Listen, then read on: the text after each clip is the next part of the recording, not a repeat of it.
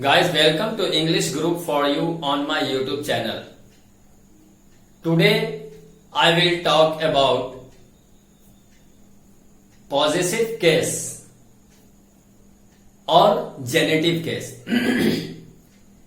जबकि पिछला यानी प्रीवियस वीडियो में मैंने फर्स्ट पार्ट में नॉमिनेटिव केस बताया है, सेकंड पार्ट में ऑब्जेक्टिव केस, और आज के इस थर्ड पार्ट में बात करेंगे कि पॉजेसिव केस क्या है. यानी पॉजेसिव केस का अदर नेम जो है वो है जेनेटिव केस. हाँ, तो आप देखें पॉजेसिव और जेनेटिव केस क्या है. तो पॉजेसिव केस किसको कहते हैं?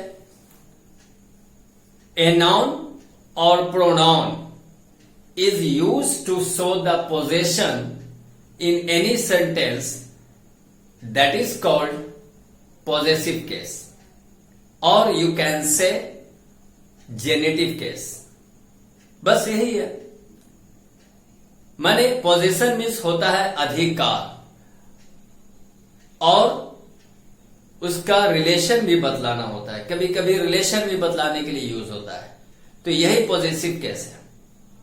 तो क्या है पॉजेसिव केस में? कुछ सेंटेंसेस बोलेंगे, समझ में आ जाएगा. कुछ सेंटेंस लिख भी दूंगा. तो सबसे पहले आप यह जाने कि पोजीशन बतलाने के लिए, अधिकार बतलाने के लिए कौन सा सेंटेंस हो सकता है. उसके लिए उस सेंटेंस में कौन कौन सा सिंबल यूज होता है, सिंबल टाइप का मतलब.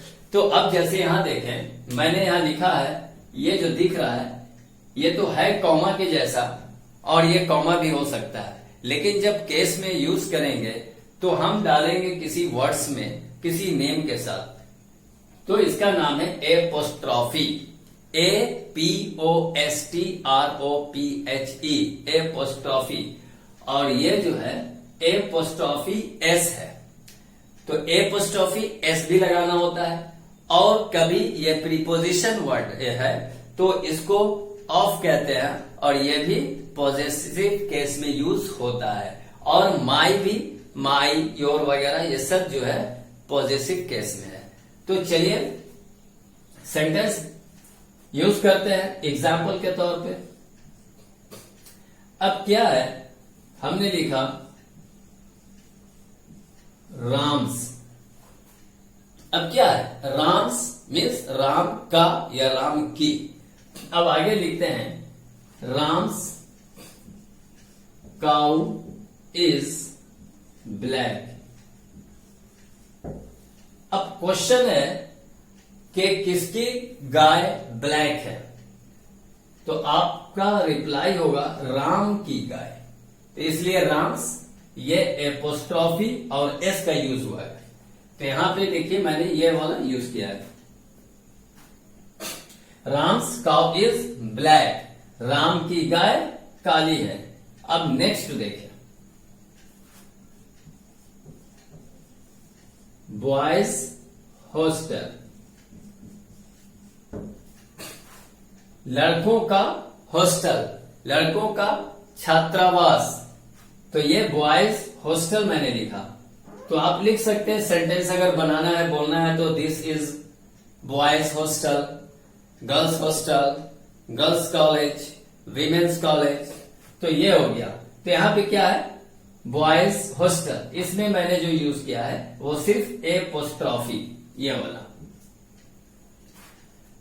तो एपोस्ट्रॉफी का स्पेलिंग तो बोल चुका हूं, फिर भी आप देखें APOSTROPHE, एपोस्ट्रॉफी, यही स्पेलिंग. तो एपोस्ट्रॉफी यूज किया है हमने बॉयज हॉस्टल. अब देखें यहां पे ऑफ का यूज.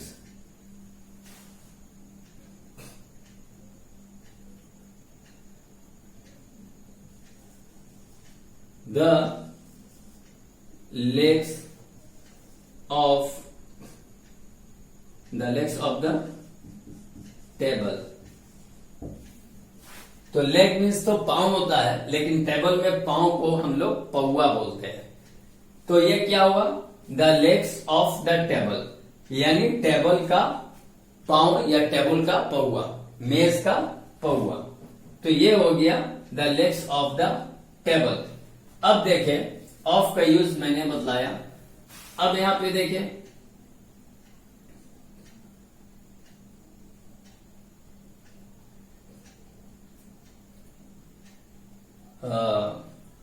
माई,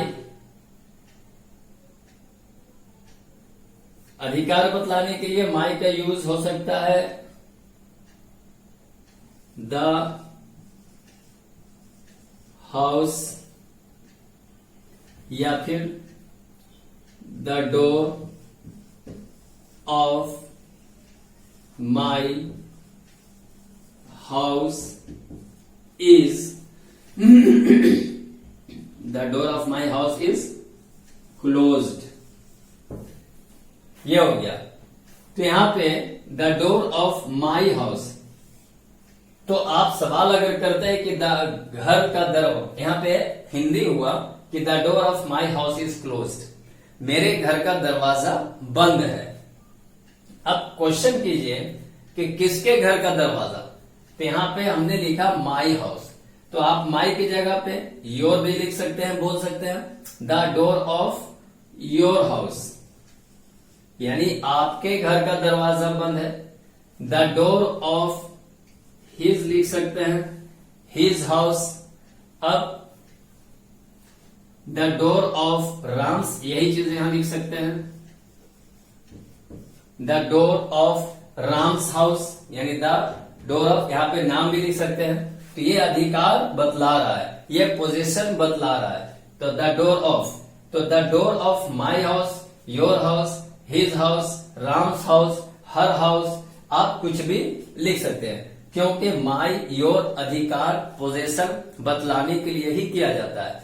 तो ये पॉजिटिव में आता है, तो इसलिए इसको याद रखना है। आप किसी भी तरह का सेंटेंस लिखें या बोले, या आपको फाइंड आउट करना है कि पॉजिटिव केस क्या है, तो एक आसान तरीका है कि पॉजिटिव केस को पहचानने के लिए या अंडरलाइन करने के लिए या फाइंड आउट करने के लिए आता है, तो आप उस सेंटेंस को देखें और एक क्वेश्चन एराइज करें, एक प्रश्न उठाएं किसका, जैसे कि अभी हमने बोला, तो क्वेश्चन क्या हो सकता है, हुज, WHOSE, हुज मीन्स किसका। तो आप सवाल करें किसका दरवाजा, किसके घर का दरवाजा बंद है, the door of my house, मेरे घर का दरवाजा बंद है, the door of your house, आपके घर का दरवाजा बंद है। तो किसका का जवाब यहाँ पे है, आंसर है। अब देखिए किसका पौआ, द लेग ऑफ, किसका पाया, तो the leg of the table, तो ऑफ यूज हो रहा, ऑफ द टेबल, इसके लिए हो गया। अब यहाँ पे बॉयज हॉस्टल, किसका हॉस्टल है भाई, तो बॉयज हॉस्टल, ये हो गया। गाय किसकी काली है, तो राम की गाय है, तो राम की गाय काली है, तो राम जो हो गया, गाय पर किसका अधिकार है, तो राम का है, यानी the cow belongs to Ram, आप बोल सकते हैं, यानी गाय जो है बिलोंग किससे करती है, राम की, मतलब राम की गाय है, उसके गाय पर राम का अधिकार है। तो अब आपने देखा कि कैसे कैसे यूज किया गया एपोस्ट्रोफी एस, ऑफ और माई और इटीसी, यहाँ पे बहुत सारा बताया। अब याद रखें कि मैंने बताया कि हुज क्वेश्चन करेंगे और रिप्लाई मिल जाता है, तो वही नाउन जो है आपका पॉजिटिव केस या जेनेटिव केस कहेंगे। हाँ गाइस, आपको दोनों नाम याद रखना, क्योंकि आपने अगर पॉजिटिव पढ़ लिया और जेनेटिव नहीं मालूम है, तो हो सकता है कि आपको एग्जाम में या कोई टीचर या कोई भी पूछ सकता है, या आप जो पढ़ रहे हैं उसमें लिखा हो कि जेनेटिव केस, तो आप जानकर भी आप समझेंगे कि यू डोंट नो। तो इसलिए आप जेनेटिव भी याद करें और पॉजिटिव भी याद रखना है। अब ये जानना यह है कि हमने बताया था कि पोजीशन बदलाने के लिए, लेकिन मैंने डेफिनेशन बोलने में एक वर्ड और छोड़ दिया था कि रिलेशन बदलाने के लिए भी होता है। अब क्या रिलेशन है, जैसे मैं बोलता हूं या लिखता हूं कि इकबाल्स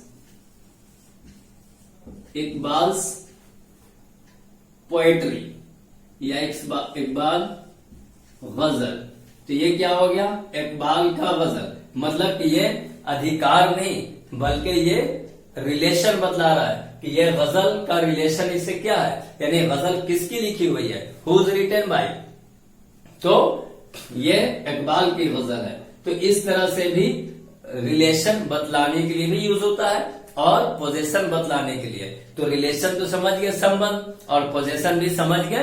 पोजीशन का मीनिंग होता है हिंदी में अधिकार। तो अब जब किसी का किसी चीज पे अधिकार होता है तो उसको पोजीशन कहते हैं। तो आप तो ये मैं समझता हूं कि आज का बहुत ही शॉर्ट टाइम में मैंने ये वीडियो बनाया है और पॉजिटिव केस को क्लियर करने की कोशिश की है। हाँ डियर फ्रेंड्स और गाइस, अगर आपको ये वीडियो पसंद आया है तो लाइक और शेयर जरूर करें, और अगर आप मेरे चैनल पे नए हैं तो सब्सक्राइब भी कर लें। Thank you for watching my video.